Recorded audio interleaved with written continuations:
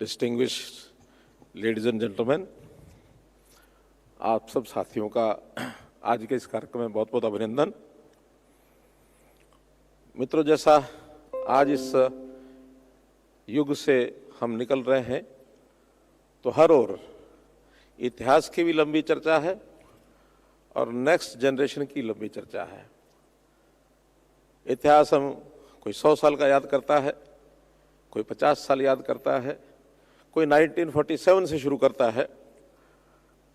आज की चर्चा के संदर्भ में नेक्स्ट वर्षों की भी चर्चा होने लगी है।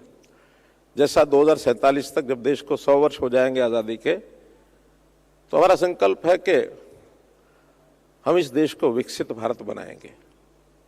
और विकसित भारत की एक कल्पना अपने देश के प्रधानमंत्री श्री नरेंद्र मोदी जी की, कि आखिर दुनिया के साथ हम compete करके ऐसे स्थान पर क्यों ना पहुंचे कि भारतवर्ष अपना बेस्ट जो है वो दुनिया को दे सके।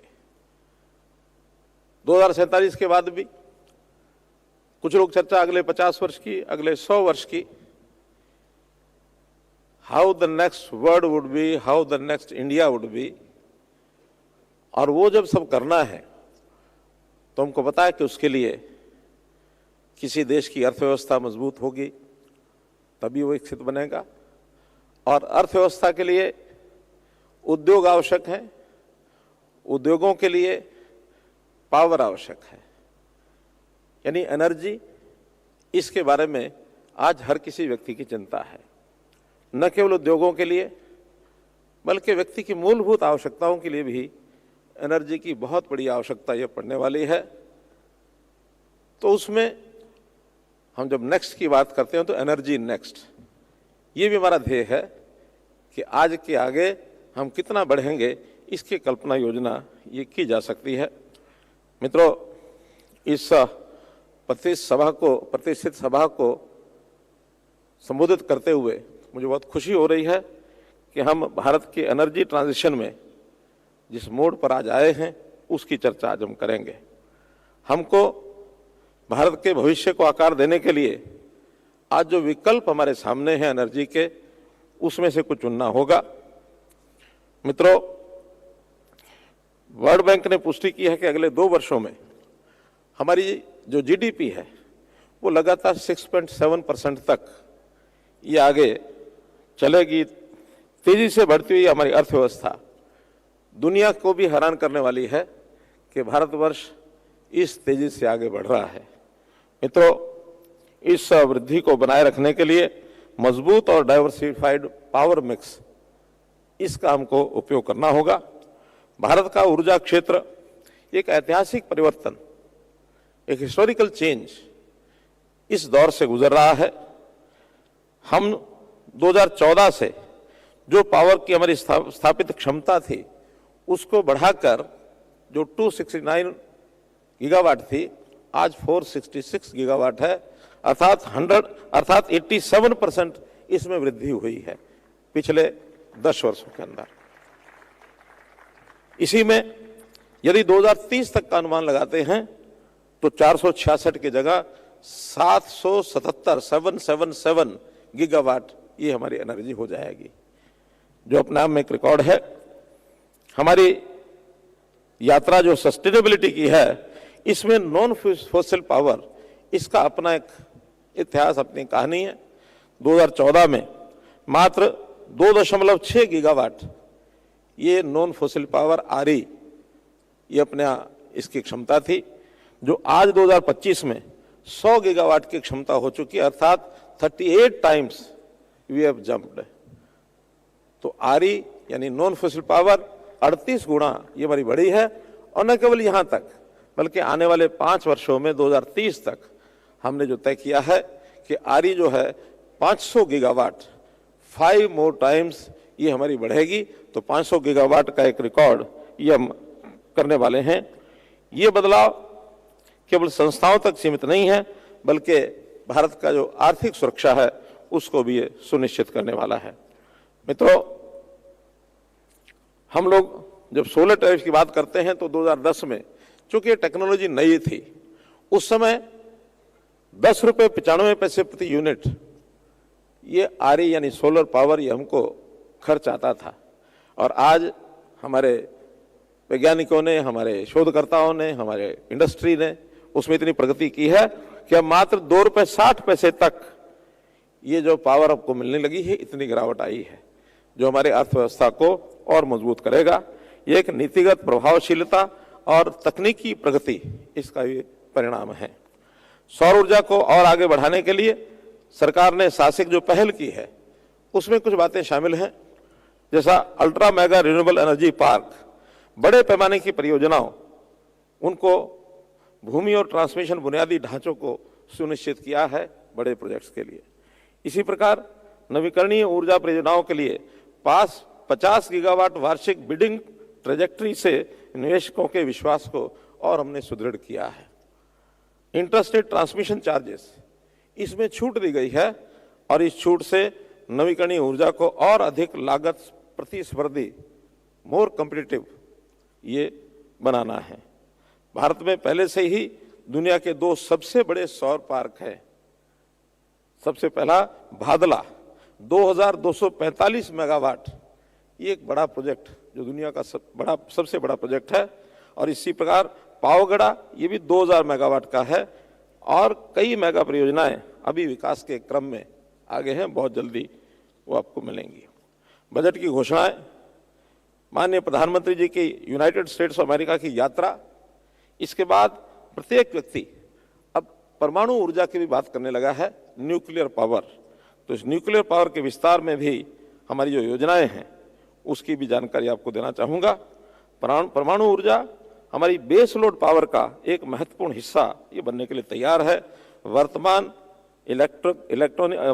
हमारी न्यूक्लियर पावर की कैपेसिटी 8.2 गीगावाट है, और हमारी महत्वाकांक्षा है कि 2047 तक हम इसको 100 गीगावाट तक ये पहुंचा सकें। इस प्रकार से हम न्यूक्लियर पावर में आगे बढ़ने के लिए तैयार हैं। इसके लिए स्मॉल मॉड्यूलर रिएक्टर्स, हाल ही में इसका जो प्रयास किया गया है, जिसके माध्यम से हमारी न्यूक्लियर पावर आगे बढ़ेगी, तो ये एक परिवर्तनकारी ये जो कदम है इसके बारे में भी आपको जानकारी दे रहा हूँ। उनके स्केलेबल डिज़ाइन और कॉस्ट इफेक्टिवनेस और फ्लेक्सिबिलिटी, उन्हें ग्रिड और ऑफ ग्रिड प्रयोगों दोनों के लिए हमें एसएमआरस के लिए ये हम आदर्श मानते हैं।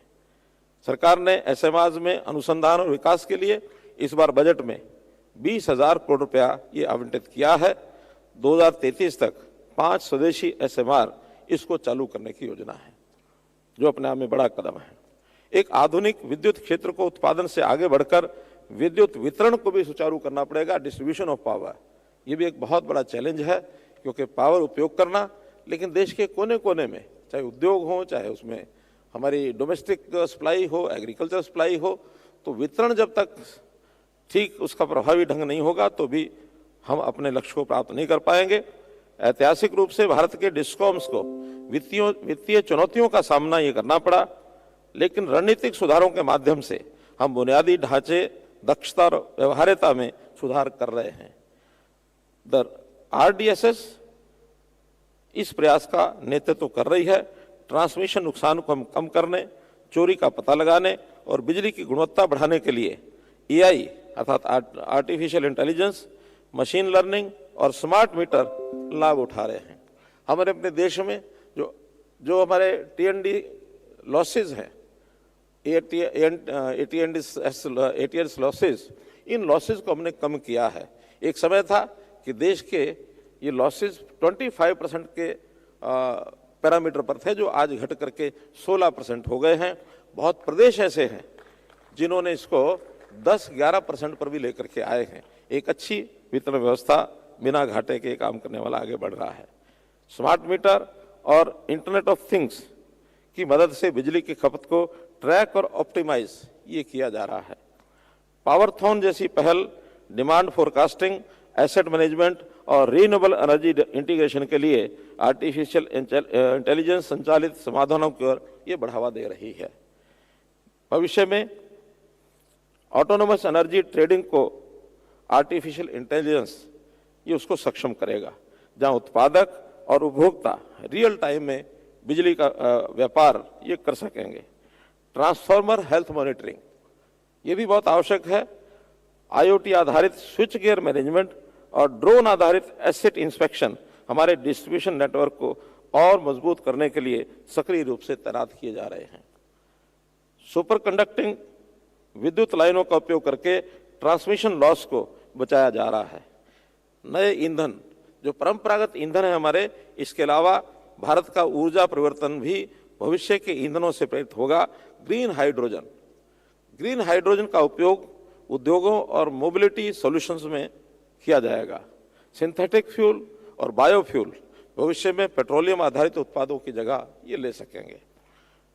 इसी प्रकार एक प्रयोग रूफटॉप सोलर एनर्जी, जो भारतीय परिवारों को सशक्त बनाएगा। फरवरी 2024 में प्रधानमंत्री जी ने शुरू की PM सूर्य घर मुफ्त बिजली योजना।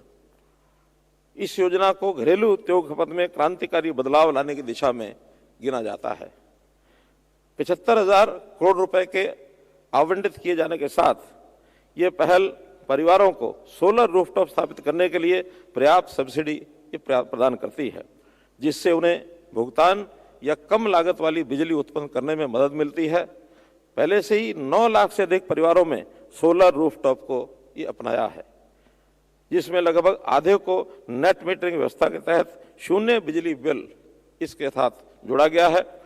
इस योजना का उद्देश्य ऊर्जा को अपनाने में और तेजी लाना है और करोड़ों भारतीयों के लिए ऊर्जा स्वतंत्रता को वास्तविकता उनके लिए ये सिद्ध होगी, ऐसा मानना है। इलेक्ट्रिक व्हीकल, EV क्रांति, जैसे जैसे भारत इलेक्ट्रिकल मोबिलिटी की ओर बढ़ रहा है, बिजली क्षेत्र बढ़ती मांग को पूरा करने के लिए तैयार है।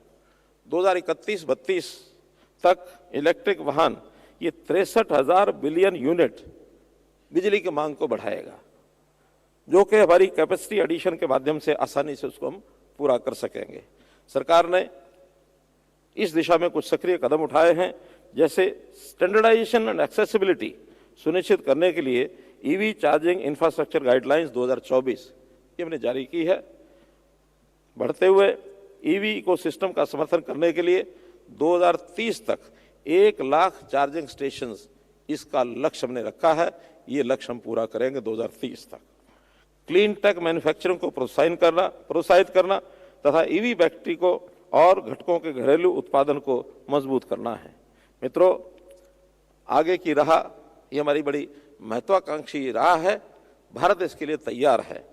हमारी ऊर्जा नीतियां एक आत्मनिर्भर और टिकाऊ भविष्य को आकार दे रही हैं।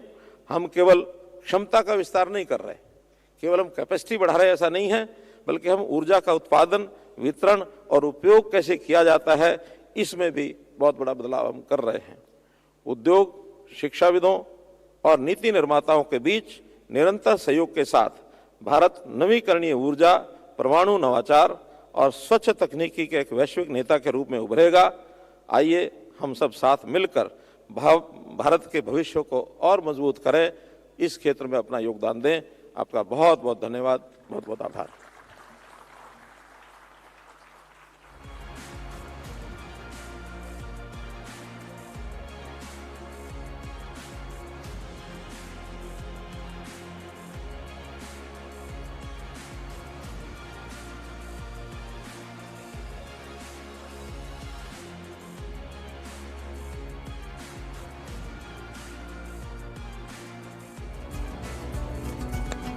Shri Manohar Lal ji, thank you so much, sir, for those wonderful words, and thank you so much for apprising us with all the progress and innovation that you are working upon.